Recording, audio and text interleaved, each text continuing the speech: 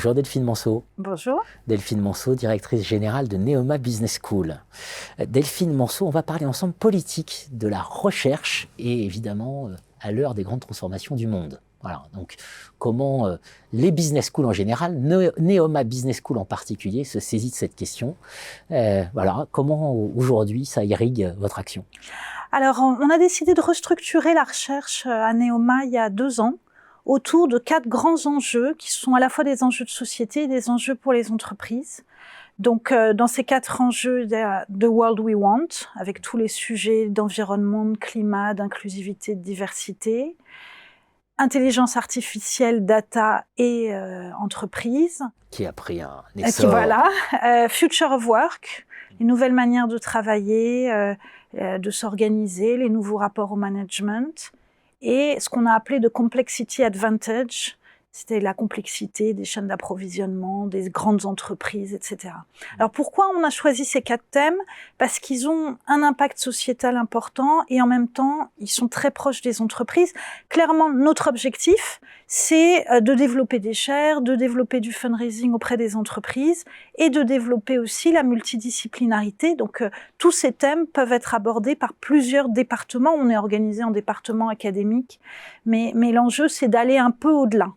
Je crois que c'est un gros sujet aujourd'hui, de mobiliser les entreprises, de montrer aussi que la recherche en gestion, elle a un impact général, d'abord sur les entreprises, mais aussi sur la société.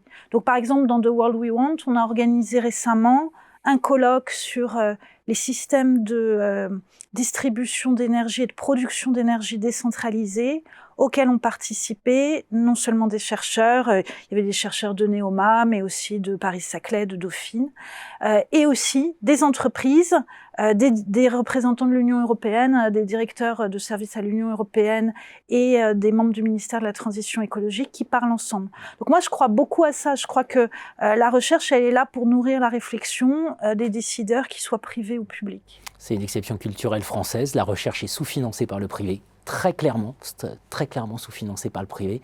Comment on peut faire passer ce message au privé qu'il faut enfin financer la recherche et accessoirement financer la recherche en management? Oui, alors je pense qu'effectivement, c'est une spécificité. Combien de fois on entend « Ah bon, il y a de la recherche dans votre domaine ». C'est insupportable. Encore aujourd'hui, je pense qu'il faut travailler par l'exemple. Nous, par exemple, on a une chaire de bioéconomie qui, au départ, a été financée par les collectivités locales. Elle est ancrée à Reims, puisqu'il y a des gros sujets de bioéconomie à Reims. Et puis là, les caisses d'épargne viennent de rentrer, la chaire existait et ils voient l'intérêt pour eux. On travaille aussi avec les maisons de champagne, on est à Reims, pour travailler sur ces sujets. Je pense c'est vraiment par l'exemple. Il faut aussi expliquer que l'économie et le management, c'est pas la même chose, parce que je pense qu'il y a encore des confusions parfois chez certains décideurs. Et puis, moi, je crois beaucoup à la recherche-action, travailler avec des entreprises pour développer des papiers de recherche ou des ouvrages, mais aussi qui voient une utilité et un accompagnement. Pousser en mêlée entre grandes écoles, universités, pour percuter ce monde de l'entreprise privée qui a tant de mal à financer la recherche. Oui, alors la coopération entre les universités et les grandes écoles, ça c'est aussi un sujet. Je veux dire, il faut arriver groupés face à nos interlocuteurs d'entreprise et leur montrer qu'on est très complémentaires et qu'on travaille ensemble.